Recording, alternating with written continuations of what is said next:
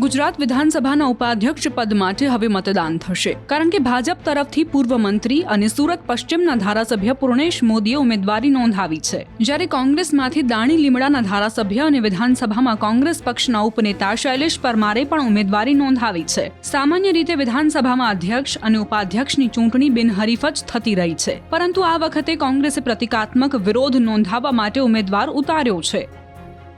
કોંગ્રેસના હાઈકમાન્ડે ફોર્મ ભરવાનો મને આદેશ કર્યો છે અને આજે હું વિધાનસભામાં 5 ટર્મથી ધારાસભ્ય તરીકે ચૂંટાઉં છું. વિધાનસભામાં 2017ના શ્રેષ્ઠ ધારાસભ્ય તરીકેનો મને એવોર્ડ પણ મળેલો છે.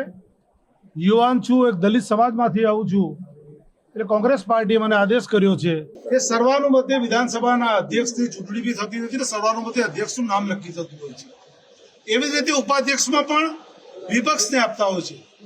ભારતીય જનતા પાર્ટીની જ્યારથી સરકાર આવી છે ત્યારથી વિધાનસભાનું ઉપાધ્યક્ષ એ વિપક્ષના કોઈ પણ સભ્યને આપે. અમે એવું નથી કે અમને આપે, વિપક્ષના કોઈ પણ સભ્યને આપે, પણ વિપક્ષના સભ્યને આપતા નથી ને શાસક પક્ષને આપે છે. આવી જ રીતે જાહેર હિસાબ સમિતિ કે જે જાહેર હિસાબ સમિતિમાં લોકસભા હોય કે અન્ય રાજ્યોની અંદર પણ જાહેર હિસાબ સમિતિના ચેરમેન તરીકે વિપક્ષના સભ્યને મૂકવામાં આવે છે. 2022થી ભારતીય જનતા પાર્ટીની સરકાર આવ્યા પછી જાહેર હિસાબ સમિતિની અંદર પણ વિપક્ષના સભ્યને ચેરમેન પદ આપતા નથી ને શાસક પક્ષના સભ્યને ચેરમેન પદ આપવામાં આવે છે.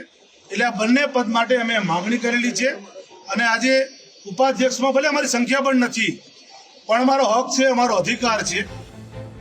આ તરફ પૂર્ણેશ મોદીના ઉમેદવારી પત્ર ભર્યા બાદ મીડિયાને સંબોધતા જીતુ વાઘાણીએ કોંગ્રેસ પર પ્રહાર કર્યા. રાજ્યની જનતાએ જેમને વિપક્ષનું પણ પદ ન મળે એટલી સંખ્યામાં ચૂંટ્યા છે. જીતવા તો નીકળ્યા હતા આખી વિધાનસભા, પણ ગુજરાતની જનતા માનની મોદી સાહેબના નેતૃત્વની અંદર માનની અમિતભાઈ અને હવે નીતિન નવીનજીને જે તે વખતે નડ્ડાજીના નેતૃત્વમાં રાજ્યમાં મુખ્યમંત્રી ભૂપેન્દ્રભાઈ અને જગદીશભાઈના નેતૃત્વની અંદર જે રીતે ભારતીય જનતા પાર્ટી આગળ વધી રહી છે, પોતે વિપક્ષનું પદ પણ પ્રાપ્ત ન કરી શકે, પ્રજાને ન સમજાવી શકે, કારણ કે વિકાસની વિરોધી કોંગ્રેસ રહી છે. હંમેશા ભારતીય જનતા પાર્ટી પ્રજા હિતના કામો કરી રહી છે. એવા સંજોગોમાં ખોટી રીતે કહેવું, બંધારણીય જે વ્યવસ્થાઓ છે, બંધારણીય વ્યવસ્થાઓમાં ભૂતકાળમાં પણ આપણે જોયું છે કે આ પદ સુધી ન પહોંચીને પ્રજાને પણ વિશ્વાસ નહીં જીતી શકનાર કોંગ્રેસ એ હંમેશા ખોટી વાત. આપ જાણો છો કે જે પ્રકારે સંખ્યા છે એ સંખ્યામાં કોઈ સંજોગોમાં એ કોઈ રીતે અમારા પૂર્ણેશભાઈએ ફોર્મ ભર્યું છે એમાં પહોંચી શકે એમ નથી. પણ રાજનીતિમાં રાજ્યમાં આ પ્રકારે હંમેશા દિશાવિહીન કામ કરતી કોંગ્રેસને કહેવા માંગુ છું કે ખોટી રીતે આ વ્યવસ્થાઓ નથી. એ વ્યવસ્થાઓ બંધારણીય વ્યવસ્થાઓ છે, સંસદીય વ્યવસ્થાઓ છે, અને અનુરૂપ ભારતીય જનતા પાર્ટી એ કામ કરી રહી છે.